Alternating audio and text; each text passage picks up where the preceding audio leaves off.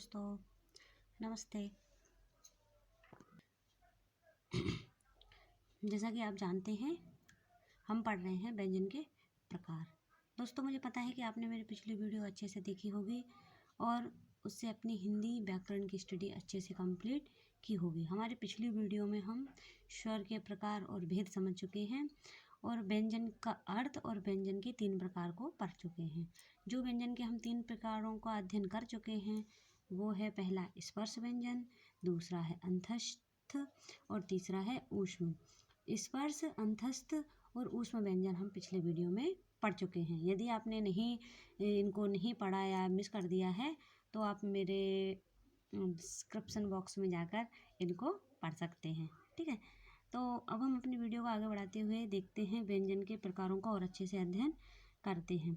तो सर्वप्रथम हम व्यंजन का जो प्रकार पढ़ेंगे वो है प्रत्यय के आधार पर।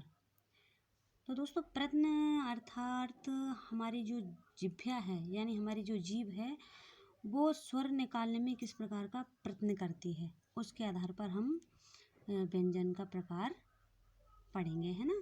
तो ये टॉपिक आप देख लीजिए, ये मैंने पहले से बना के रखा है। यहाँ पे सर्वप्रथम आता है अपना स्पर्शी। कहाँ पे आता है क्या? स्पर्शी। स्पर्शी अर्थात जीभा शब्द का उच्चारण करते हुए जीवा कहाँ कहाँ कैसे स्पर्श करती है। तो ये हम स्पर्श व्यंजन में ये यहाँ पर पिछली वीडियो जो हमने देखी थी उसमें हम पढ़ चुके हैं कि कंठ को स्पर्श करती है या तालु को करती है, ओष्ठ को करती है या दांत को करती है। तो स्पर्शी हमारे व्यंजन हैं कितने? 16। तो दोस्तों, इसमें याद करने की ज़रूरत नहीं है, ये तो बस लास्ट का जो वर्णों का जो 5 जो लाइन होती है, जैसे क ख ग घ ण, तो लास्ट का शब्द छोड़ के क ख ग घ, ट ठ ड ढ, त थ द ध और पा फा बा भा। इसमें चा वाला जो वर्ण है वो नहीं है, चा की लाइन वाला, वो हम आगे देखते हैं, वो स्पर्श संघर्षी में है। तो स्पर्शी हमारे टोटल 16 वर्ण हैं। क ख ग घ, ट ठ ड ढ, त थ द ध और पा फा बा भा, है ना। ये हुआ। अब आगे देखिए, खा पे आता है स्पर्श संघर्षी, यानी जिसको बोलने में मुंह से स्पर्श भी हो और जीभ को संघर्ष भी करना पड़े। ये हैं अपने 4, इनकी संख्या कितनी है? 4। स्पर्शी 16 हैं और संघर्ष स्पर्शी या स्पर्श संघर्षी यानी जिनको बोलने में हमें थोड़ा सा संघर्ष करना पड़ता है वो हमारे 4 हैं। च, छ, ज और झ बोलकर देख सकते हैं आप। च यानी चा को बोलते हुए हमको थोड़ा सा जिह्वा को हमारे मुख की वायु को धकेलने में थोड़ा सा संघर्ष करना पड़ता है, इसलिए ये स्पर्श संघर्षी है। यानी जीभ हमारे मुख को टच करते हुए और थोड़ा सा संघर्ष करते हुए उस स्वर को आगे निकालती है। च, छ, ज और झ। तीसरे नंबर पे आता है गा पर हमारा नासिक, यानी कौन सी बेवर्ण है जिनका स्वर हमारी नासिका के द्वारा या नाक के द्वारा अवतरित या उच्चरित होता है। तो ये इनकी संख्या है 5। कितनी है इनकी संख्या?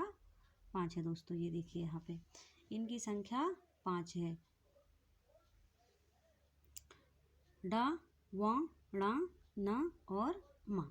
बोलने पर ही आसानी से आप समझ सकते हैं कि जो 5 वर्ण हैं उनका स्वर कहाँ से हमारी नाक से होकर निकल रहा है।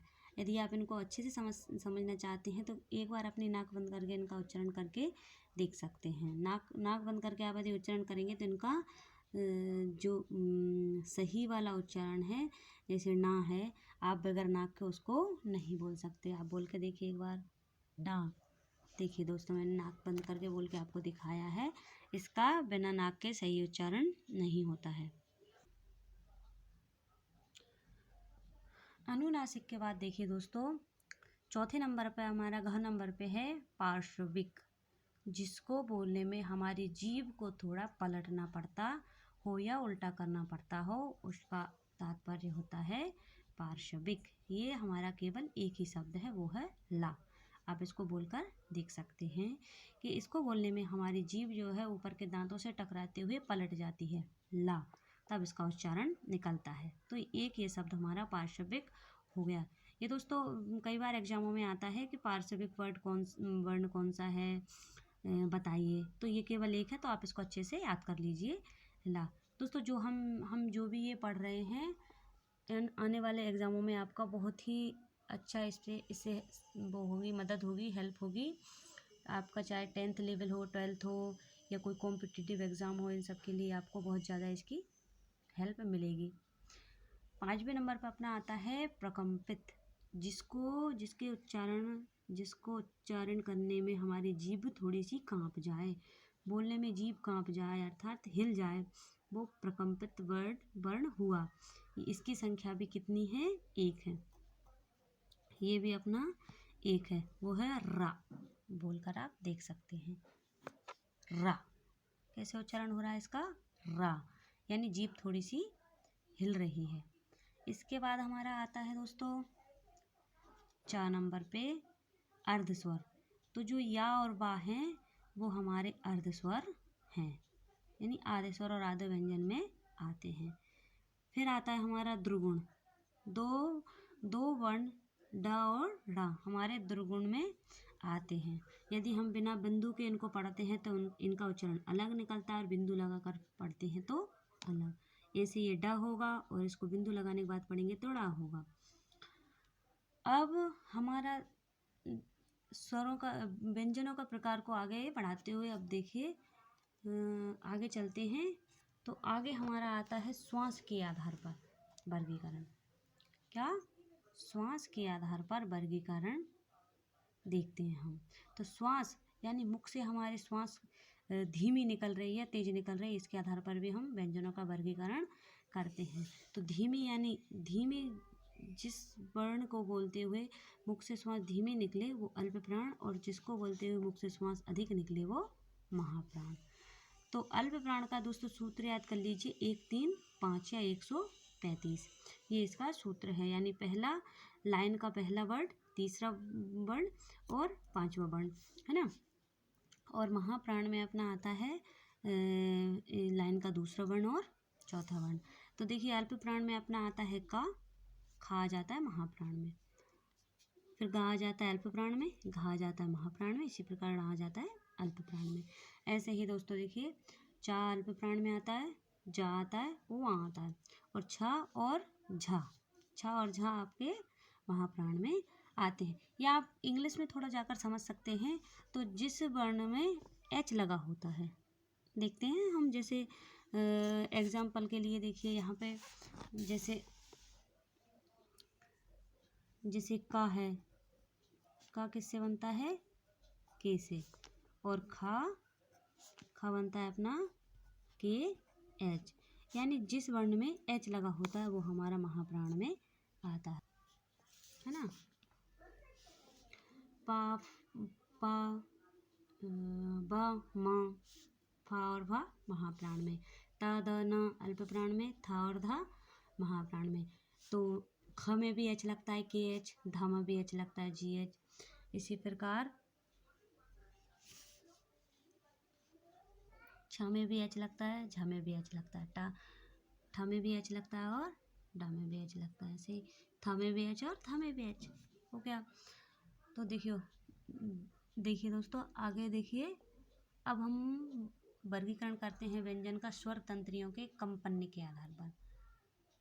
मतलब हमारी स्वर तंत्री है, जो जिह्वा की जो स्वर तंत्री है उसका कंपन किस प्रकार होता है, उस आधार पर व्यंजन का वर्गीकरण देखिए। तो पहला अपना होता है अघोष और दूसरा होता है सघोष। अघोष यानी कम कंपन होना, और सघोष यानी अधिक, यानी घोषण के साथ यानी ज़्यादा। तो अघोष में अपना आता है क ख च छ, मतलब लाइन के आगे के 2 वर्ण है ना, ट ठ त थ और प फ, ये अपना आता है अघोष में। इनको बोलने में थोड़ा कम हमको, मतलब हमारे मुख से घोषण कम निकलता है ना, पर ध्वनि थोड़ी कम, श श श। और सघोष इसमें थोड़ा अधिक, ग घ ङ ज झ व, ढ ड ढ ण ध ध न व भ म और य र ल व। हाँ स्वर हाँ और स्वर मिलाकर, मतलब स्वर भी हमारे सघोष में आते हैं। जो हमारे स्वर वर्ण हैं 13 नहीं दोस्तों, सॉरी 11, वो भी हमारे सघोष में आते हैं।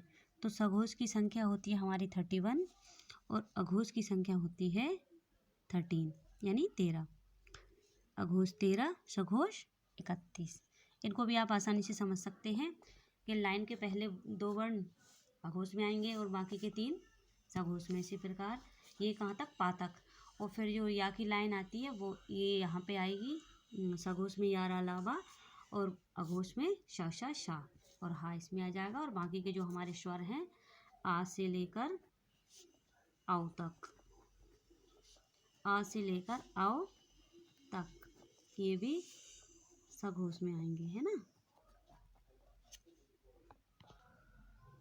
तो दोस्तों देखिए, अब आता है अपना द्विगुण व्यंजन। द्विगुण यानी बे वर्ण जो देवनागरी लिपि में उपयोग किए जाते हैं लेकिन व्यंजन में नहीं गिने जाते। इनमें 2 गुण होते हैं, ये व्यंजन में गिने नहीं जाते और ये इनका उपयोग देवनागरी लिपि में किया जाता है, अर्थात ये 2 गुणों वाले होते हैं, इसलिए इनको द्विगुण या उत्क्षिप्त कहा जाता है। क्या, उत्क्षिप्त कहा जाता है ना। उत्क्षिप्त भी इनको कहा जाता है। ये हमेशा दूसरे या तीसरे नंबर पर आते हैं, पहले नंबर पर नहीं आते। कहाँ आते हैं, दूसरे या तीसरे नंबर पर आते हैं।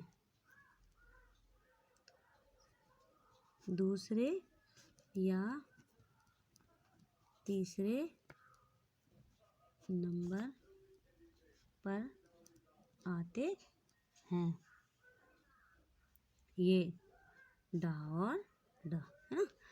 अब आता है द्वित्व व्यंजन, जो समान व्यंजन के मेल से बनते हैं, अर्थात आधा शब्द, आधा व्यंजन, आधा शब्द मान लो, आधा वर्ण, आधा शब्द नहीं, सॉरी, आधा वर्ण, आधा वर्ण द्वित्व व्यंजन कहलाता है। जैसे कच्चा और पक्का, ये हमारा द्वित्व व्यंजन हो गया। तो दोस्तों आज हमने संपूर्ण व्यंजनों का अध्ययन कर लिया है और स्वर व्यंजनों के मेल से जो हमारी वर्णमाला का पूरा चैप्टर टॉपिक तैयार हो जाता है। अब आगे हम और भी ग्रामर का और भी हिंदी व्याकरण की चीज़ों का अध्ययन करेंगे, तो जुड़े रहिए मेरे साथ, इलू तिवारी के साथ। तो आज की वीडियो में मैं पिछले वीडियो का आंसर क्वेश्चन जो मैंने दिया था उसका आंसर बता देती हूँ। पिछले वीडियो में मैंने आपसे एक वर्ण पूछा था, इसका आंसर मैं अपनी इस वीडियो में बताऊंगी। क्वेश्चन ये था दोस्तों कि व्यंजन वर्ण अपने आप में कैसा होता है, तो जिसका आंसर था व्यंजन वर्ण अपने आप में अपूर्ण होता है। उसका आंसर क्या था, अपूर्ण, क्योंकि वो बगैर स्वर के नहीं बोला जा सकता। ठीक है दोस्तों, थैंक यू मेरे वीडियो को देखने के लिए। इसको लाइक कीजिए, सब्सक्राइब कीजिए और अपनी पढ़ाई इससे पूरी कीजिए। आपको यदि हिंदी में कुछ नहीं आता है तो प्लीज़ मुझको कमेंट्स बॉक्स में लिखकर बताइए, ताकि मैं अपने आगे की वीडियो में आपको वो सिखा सकूं। Thank you.